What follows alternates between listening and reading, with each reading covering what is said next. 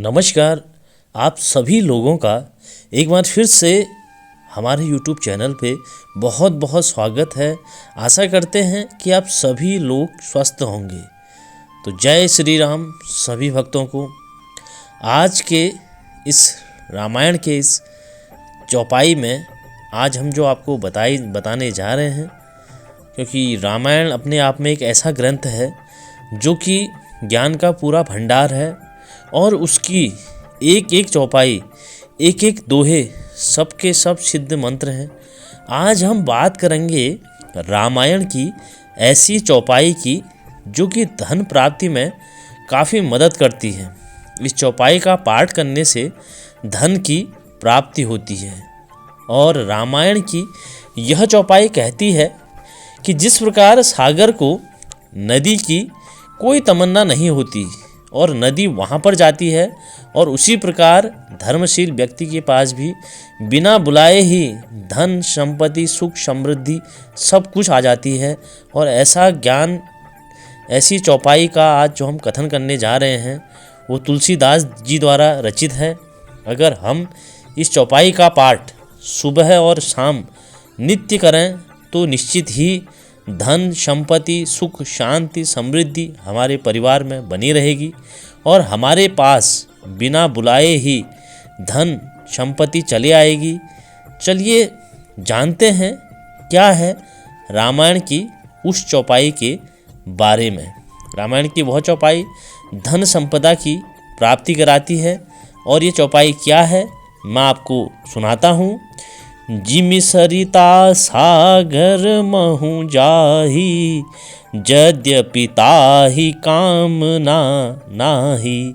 तिमि सुख संपत्ति बिनहि बुलाए, धर्मशील पहि जहे सुहाए।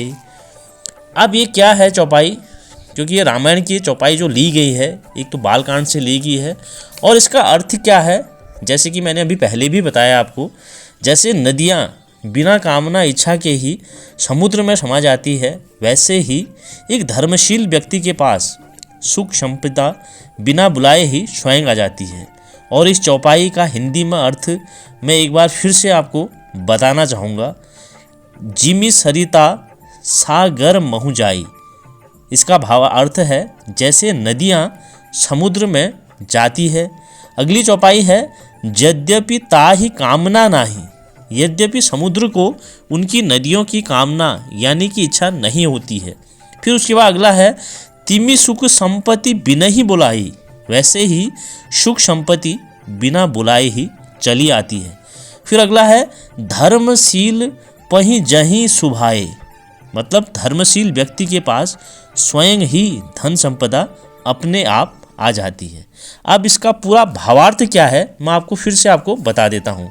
इसका भावार्थ है जिस प्रकार नदियाँ स्वतः ही समुद्र में जाकर समा जाती है, भले ही समुद्र उन्हें नहीं बुलाता, ठीक उसी प्रकार जो व्यक्ति धर्मात्मा है, चरित्रवान है और नीतिवान है, उसको सुख संपत्ति, धन दौलत उनके पास स्वयं ही चली जाती है। उन्हें मांगने की ज़रूरत नहीं पड़ती है। भगवान की एक ऐसी कृपा रहती है उन पर, उनके पास स्वयं ही ये चीज़ें आ जाती हैं।